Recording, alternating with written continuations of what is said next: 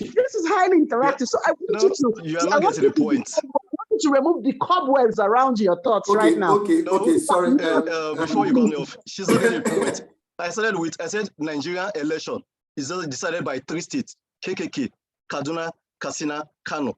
But a lady won an election in Adamawa in the north. She is not from the north. To the Senate, and you know what it means to be a senator in Nigeria, a woman in the north. Okay, Eru, sorry, yep. I'll have to cut you guys short a bit now. Let me go to Dr. Ezeribe.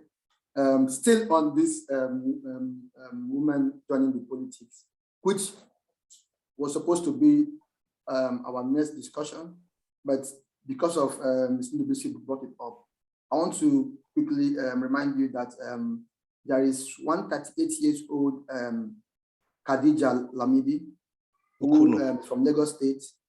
Her dad is a senior advocate of Nigeria. She has a degree in business administration in the United Arab Emirates. She is also a strategic project manager. She just declared her interest, 38 years old, very young, vibrant. What do you think is her chances? Do you think she's actually one of the political pretenders, or it's high time we start considering the fact that women can actually pilot the affairs of the country, just like in other European countries? Yeah, so yes, Khadijah declared interest, but she has not said under which party. I think it's high time we start, as in when I say we, I mean all Nigerian citizens, start listening to every candidate. And we should, at this point, stop paying so much attention to the front line, the notorious political parties, the PDP, APC, and so on. I think we need to bench these frontline parties. When I mean frontline, I mean PDP and APC. I sincerely believe that PDP and APC do not deserve to win the 2023 election. My reasons are, number one, that since 1960, if you like, it has been some elements of PDP and APC that has been ruling us, right? It has been, PDP, is a kind of a metamorphosed SDP, So there has been that growth from the old parties, okay? So I think we've tried these people, we've tried their policies, it has not worked.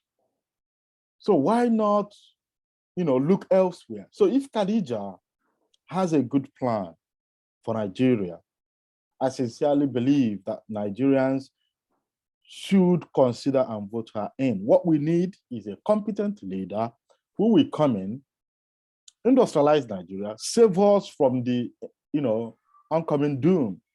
It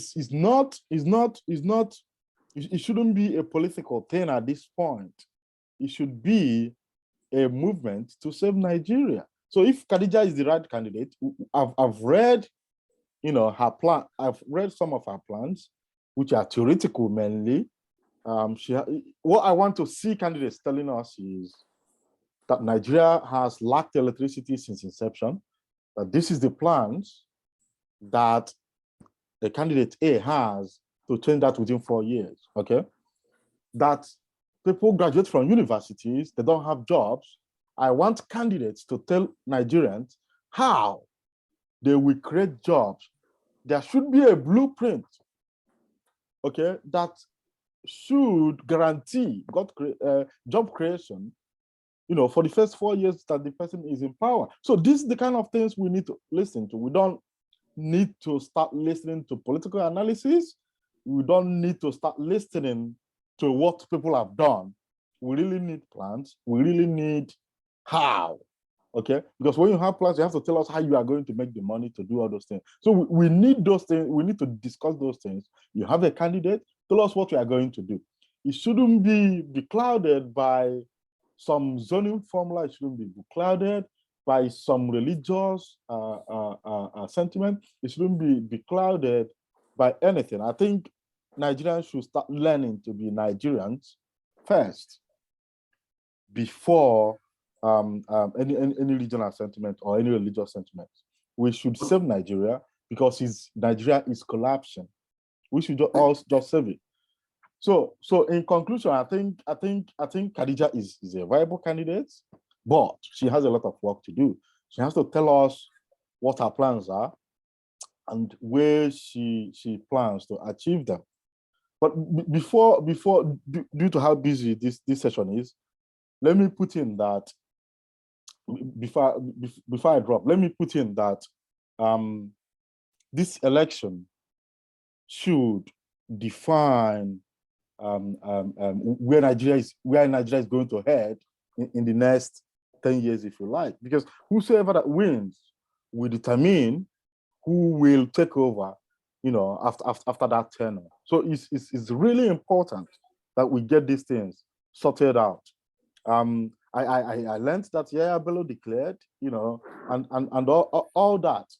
These guys should stop deceiving Nigerians, okay? But if they are declaring, they should be ready to answer questions, okay?